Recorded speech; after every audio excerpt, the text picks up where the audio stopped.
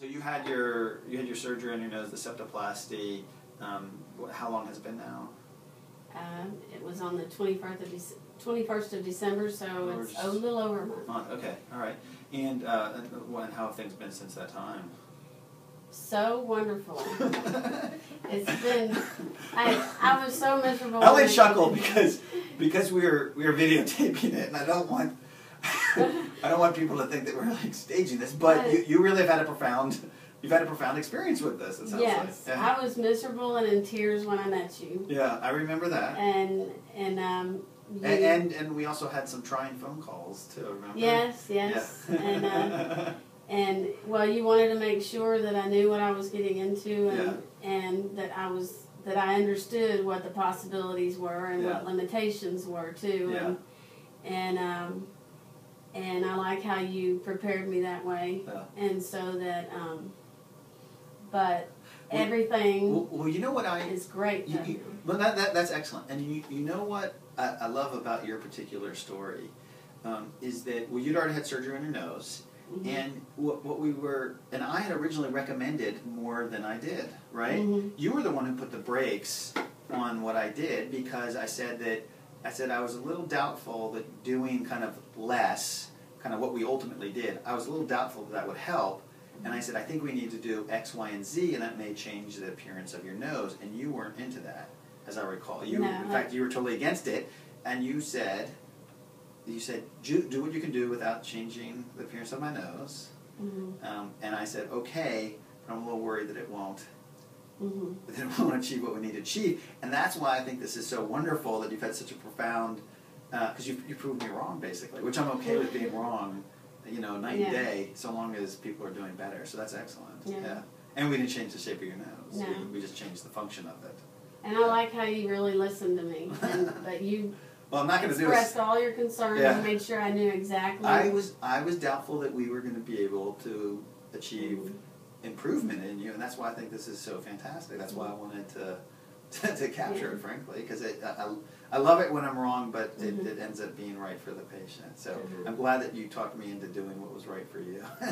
Well, another thing that you said, well, it couldn't hurt to just do something small first, and we can always go in later and do that. That's true. We didn't burn any bridges. Right, and so I liked the idea of that, and I thought, well, I will go, I want him to try to do minimal right now and see if that can change things. And I was willing to consider changing the look of my nose if that's what it took, what you did. An incremental approach. Right. Yeah. Well, so tell me specifically in what ways it's great to hear that things are wonderful and you've never felt this way before, but just remind me of what your problems were and how they dissolved. Well, I couldn't sleep at night, and I always needed a breathe right strip, and even then, lots of times I couldn't breathe well. I don't need a breathe right. I threw out the box of breathe right strips. I haven't needed it, and I thought, well, I'll still need that, but things moved enough to where I'm fine. Well, that's great.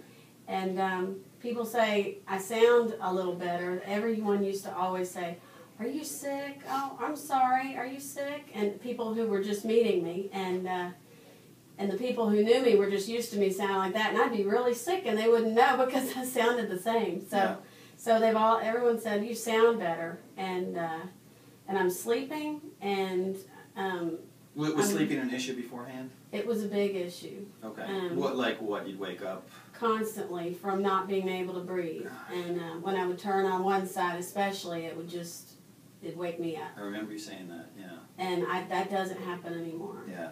And what else? Oh, I used to have to sleep. During allergy season, I would have to sleep almost sitting up because any kind of inflammation that would happen in my nose would just keep me from breathing at all, and I just felt like I would dream that I was suffocating. Yeah. And I lay flat down, just one flat little pillow now. It's awesome. My back is better because I can sleep laying down. Now, and you have a son, right? Yes. And you're married. And have they noticed a difference? Yes. In what way? Well, I can do more with them because I'm not so tired and sick. Yeah. And